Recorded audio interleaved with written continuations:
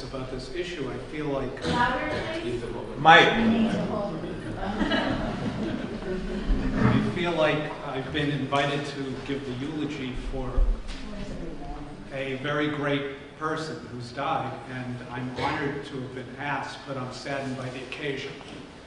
This is a sad and pressing problem facing universities, because it not only implies that there's something defective about the system that doesn't protect Jews from being harassed or oppressed or libeled, but it's a disintegration of the values of higher education itself, which is a more broad problem that all of society should care about.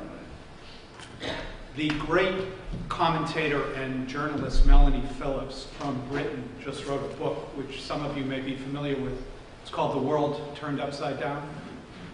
And it's a study, a very caustic and cynical study of how Western values and Western society have been toppled and have given in to the forces of Islam and third world ideologies which seek to destroy the very values upon which our Western societies have been built.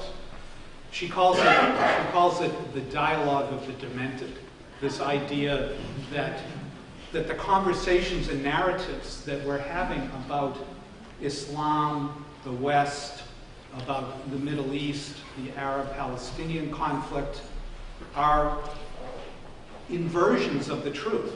They're false narratives. They turn history on its head.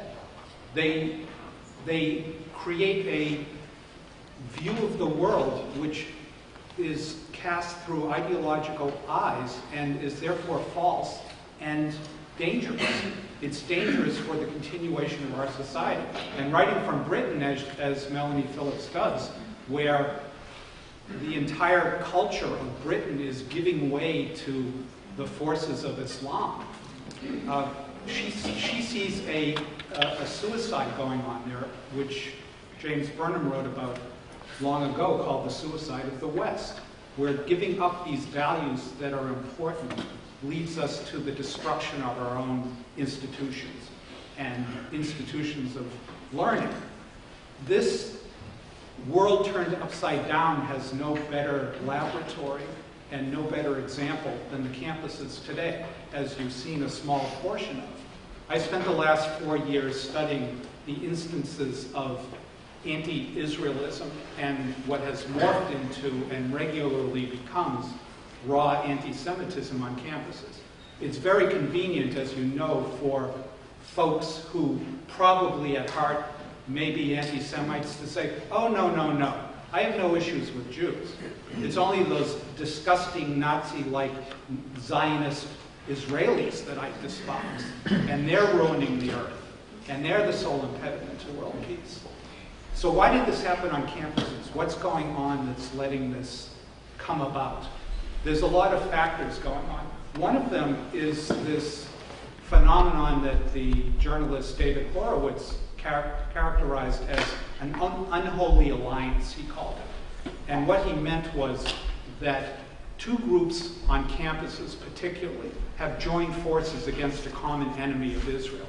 And that is the Muslim student groups and those supporters in the Islamic world and in America and in the West in general, who support the ideals, ideologies, and objectives of the Muslim students, and the, by and large, liberal factions of faculty members and students on campuses. The quote that Avi mentioned about the greatest crime of the 20th century being racism was by Irwin Cotler, who was a member of Parliament in Canada. Great humanitarian, a sweet, soft-spoken man, but he has very high virtues. And he made an interesting observation. He said that in the 20th century, the greatest crime was racism. And where was that crime most centered, and where was it coalesced to its greatest degree? In Nazism and in apartheid. Well, who regularly and promiscuously today is accused of being an apartheid nation and and a Nazi-like nation. Israel. This perversion of the Holocaust, the minimizing of the actual Holocaust, the ascribing to Israelis and Jews of becoming Nazis themselves, is not only cruel and slanderous, it's almost demonic in a moral way to make that kind of ascription to Israelis as becoming the new Nazis, which you saw on many of the posters and flyers for university-sponsored events. The politics of genocide, Israel, from Auschwitz to Gaza. Imagine comparing Auschwitz with Gaza. You hear Gaza referred to by the enemies of Israel continuously on campus as the world's largest outdoor prison. Well, what it actually has become is the world's largest staging ground for 8,000 missiles that have flown into Israel since 2005, when Israel disengaged. An inversion of history. The world turned upside down, where the aggressor is the victim.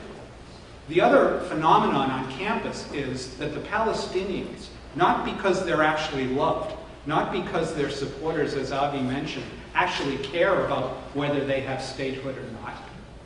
As far as the Arab world is concerned, they can languish in refugee camps for eternity, because there's no greater way to show how evil Israel is than to have those 4.5 million refugees sitting in refugee camps stateless, even though they've been offered a state in 1937, in 1947, in 1967, in 2000. They could have had a state in any one of those times. They're still in refugee camps because they are an instrument of propaganda against Israel. There's no better way to make Israel look like a pariah state than by having the existence of a stateless Palestinian group of refugees.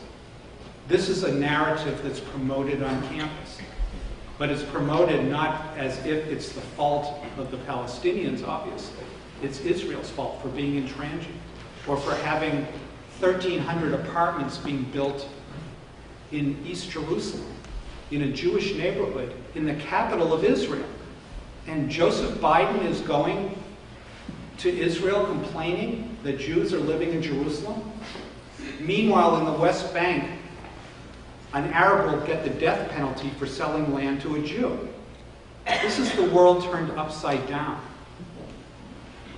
where Muslim student groups regularly and promiscuously have week-long hate Israel events with speakers coming from outside of the university who demonize, delegitimize, slander, and lie about the true state of Israel and the relationship between Israel and the Palestinians.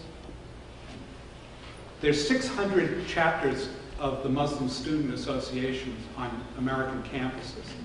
They are largely responsible for generating publicity against Israel. And as you see from the brief excerpts that we've seen, the bulk of their agitation is not towards statehood for Palestine, for the Palestinians. It's to demonize Israel. That's the chief objective. This idea of the other side seeking a Palestinian state and an Israeli state living side by side in peace, that's fantasy. No one on the other side cares about that.